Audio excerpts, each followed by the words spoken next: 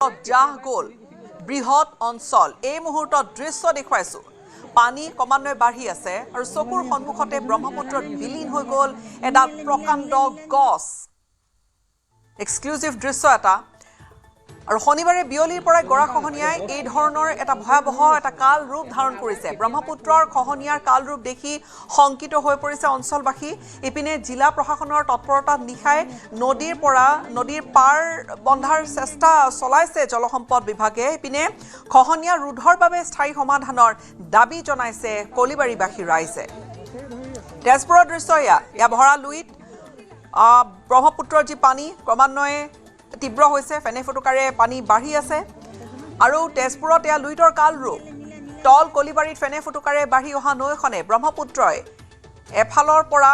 এই ভয়ংকৰ ৰূপ ধাৰণ কৰিছে যাহ গৈছে বৃহৎ অঞ্চল চকুৰ সন্মুখতে ব্ৰহ্মপুত্ৰত নোহোৱা হৈ গ'ল বিলীন হৈ গ'ল এডাল প্ৰকাণ্ড গছ শনিবাৰে বিয়লিৰ পৰাই গৰাখহনীয়াই এক ভয়ানক ৰূপ ল'বলৈ আৰম্ভ কৰিছে আৰু ব্ৰহ্মপুত্ৰৰ খহনীয়াৰ কাল ৰূপ দেখি শংকিত হৈ পৰিছে অঞ্চলবাসী ইপিনে জিলা প্ৰশাসনৰ তৎপৰতাত নিখাই নদীৰ পাৰ বন্ধাৰ চেষ্টা চলাইছে জলসম্পদ বিভাগে ইপিনে খহনীয়া ৰোধৰ বাবে স্থায়ী সমাধানৰ দাবী জনাইছে কলিবাৰীবাসীয়ে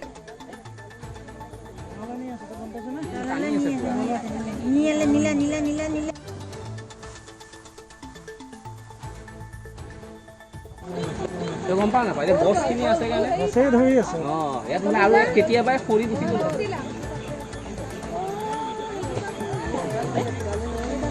নলানি আছে গম পাইছ না পানী আছে পুৰা নীলা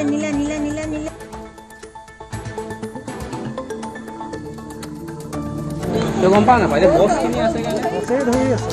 ইয়াত মানে আৰু কেতিয়াবাই খৰি গুচি গ'ল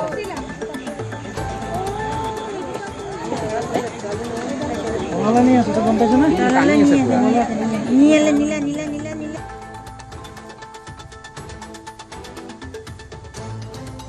গম পা নাপায় এতিয়া বছখিনি আছে কাৰণে বছৰে ধৰি আছে ইয়াত মানে আৰু কেতিয়াবাই খৰি গুচি গ'ল দেখিলি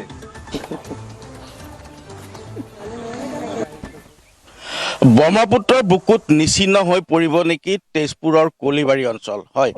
এই চিন্তা এতিয়া সকলোকে খুলি খুলি খাইছে কিয়নো কালিৰে পৰা হঠাৎ যি খহনীয়া আৰম্ভ হৈছিল মোক কেমেৰা সহযোগে দেখুৱাইছে তেজপুৰৰ কলিবাৰী অঞ্চলত মই যিহেতু উপস্থিত আছোঁ আৰু ব্ৰহ্মপুত্ৰ দাঁতি কাষৰীয়া খিলঞ্জীয়া লোকৰ বসতি প্ৰধান এইখন কলিবাৰী গাঁও কেৱল কালি বা আজিৰ দিনটোতে যে খহনীয়া কবলত পৰিছে তেনে নহয় বহু বছৰ ধৰি প্ৰায় প্ৰতি বছৰে এনে সময়ত খহনীয়া কবলত পৰি আহিছে আৰু সংশ্লিষ্ট বিভাগে তেওঁলোকে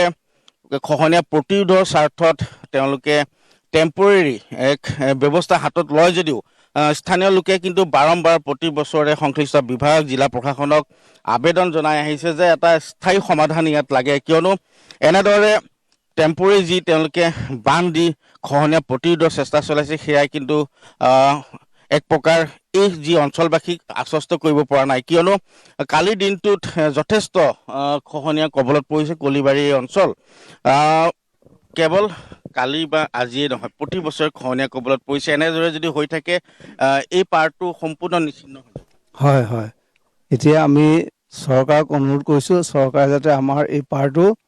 যাওঁতে যুগীয়াকৈ বোল্ডাৰ দি বান্ধি পেলাই আমাক যে ৰক্ষণাবেক্ষণ দিয়ে যে সেইখিনি আমি চৰকাৰৰ ওচৰত প্ৰাৰ্থনা কৰিছোঁ তেখেতসকলে আমাক সহায় কৰক এইখিনি আমাৰ এই অঞ্চলত বিহু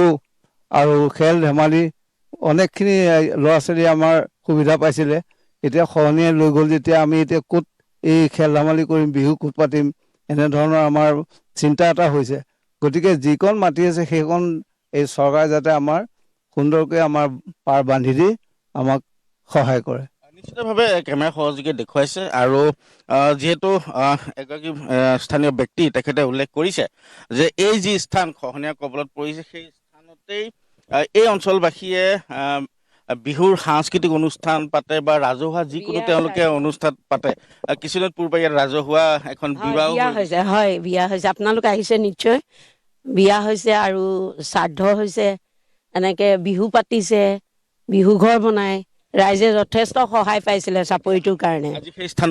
নোহোৱা হৈ গ'ল হঠাতে লৈ গ'ল এনেকুৱা এটা বান আহিল যোৱাকালি দিনৰ 3 বজাৰ পৰা ৰাতি 2-2:30লৈকে সম্পূৰ্ণ লৈ গুচি গ'ল এতিয়া গোটেই ৰাইজে ভয়ত কঁপি আছে চৰকাৰে যাতে আমাক সহায় কৰি পাৰটো ভালদৰে বান্ধি দিয়ক, আমি তাকে আশা ৰাখিছোঁ।